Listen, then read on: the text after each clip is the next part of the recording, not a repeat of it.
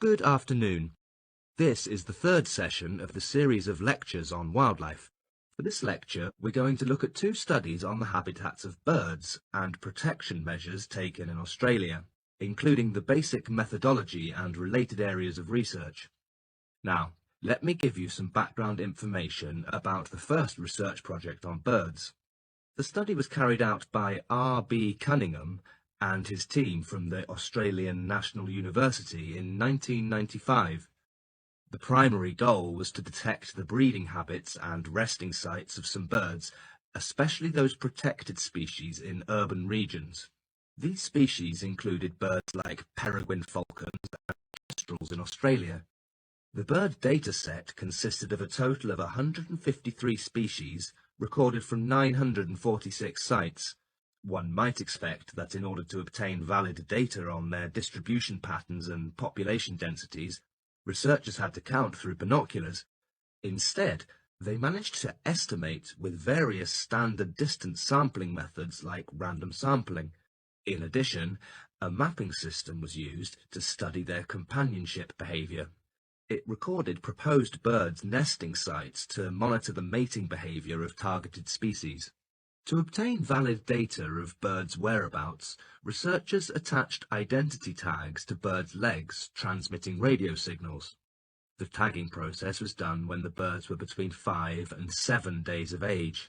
After the initial tagging, data was collected from subsets of radio-tagged birds, making it possible to assess the trends of birds over 15 months.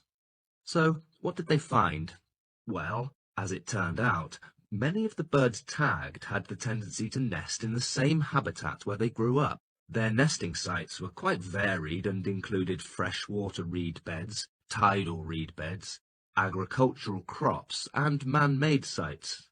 Even though naturally occurring nests were common, birds sometimes accidentally nested in man-made devices like power towers, chimneys, and tunnels.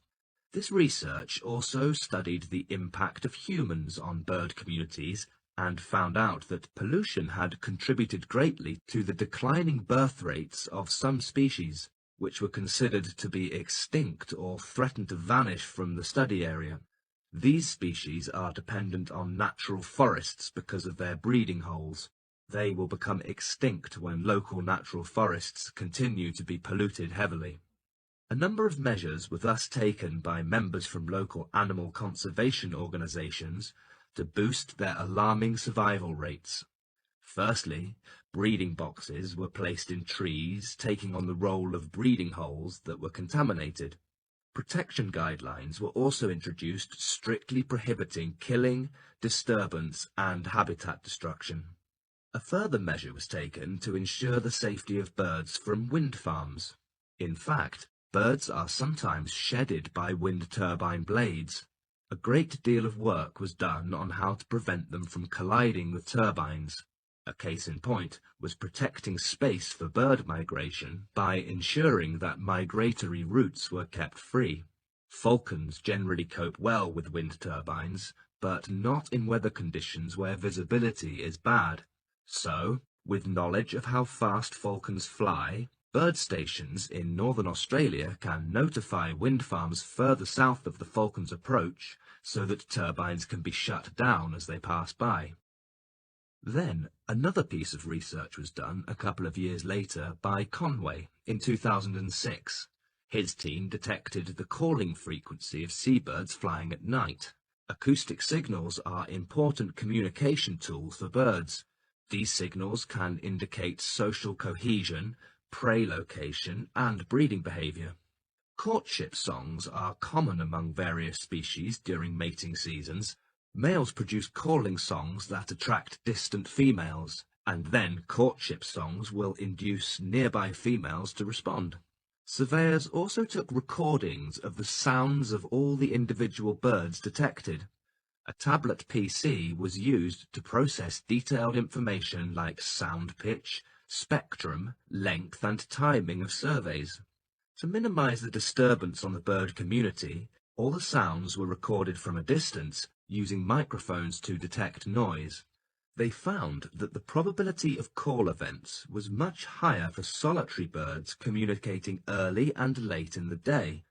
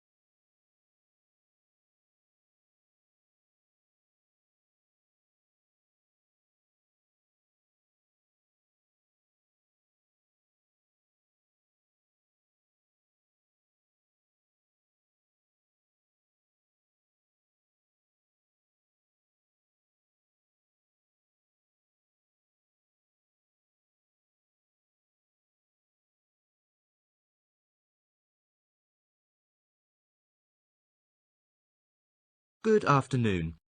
This is the third session of the series of lectures on wildlife. For this lecture, we're going to look at two studies on the habitats of birds and protection measures taken in Australia, including the basic methodology and related areas of research. Now, let me give you some background information about the first research project on birds. The study was carried out by R.B. Cunningham and his team from the Australian National University in 1995. The primary goal was to detect the breeding habits and resting sites of some birds, especially those protected species in urban regions. These species included birds like peregrine falcons and kestrels in Australia. The bird data set consisted of a total of 153 species recorded from 946 sites. One might expect that in order to obtain valid data on their distribution patterns and population densities, researchers had to count through binoculars. Instead, they managed to estimate with various standard distance sampling methods like random sampling. In addition, a mapping system was used to study their companionship behavior. It recorded proposed birds' nesting sites to monitor the mating behavior of targeted species. To obtain valid data of birds' whereabouts, researchers attached identity tags to birds' legs transmitting radio signals. The tagging process was done when the birds were between 5 and 7 days of age. After the initial tagging, data was collected from subsets of radio-tagged birds, making it possible to assess the trends of birds over 15 months. So, what did they find?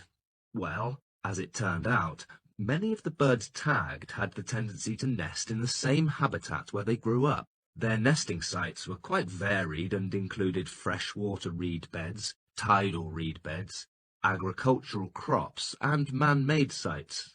Even though naturally occurring nests were common, birds sometimes accidentally nested in man-made devices like power towers, chimneys, and tunnels. This research also studied the impact of humans on bird communities and found out that pollution had contributed greatly to the declining birth rates of some species, which were considered to be extinct or threatened to vanish from the study area. These species are dependent on natural forests because of their breeding holes. They will become extinct when local natural forests continue to be polluted heavily.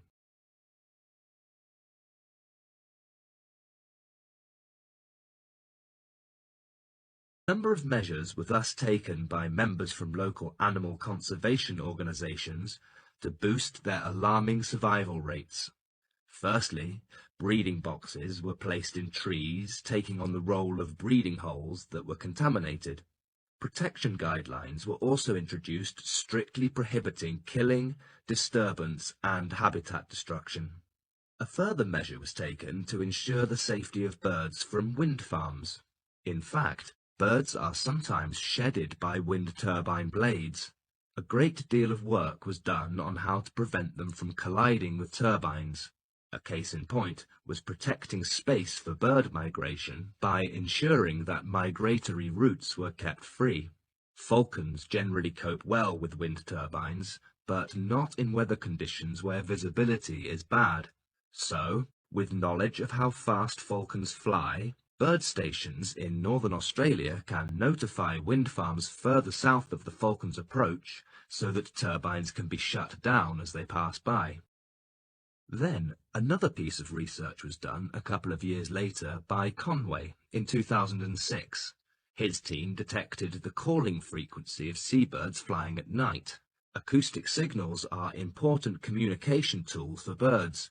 These signals can indicate social cohesion, prey location, and breeding behavior. Courtship songs are common among various species during mating seasons. Males produce calling songs that attract distant females, and then courtship songs will induce nearby females to respond.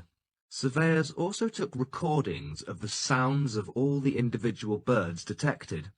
A tablet PC was used to process detailed information like sound pitch, spectrum, length, and timing of surveys. To minimize the disturbance on the bird community, all the sounds were recorded from a distance using microphones to detect noise. They found that the probability of call events was much higher for solitary birds communicating early and late in the day,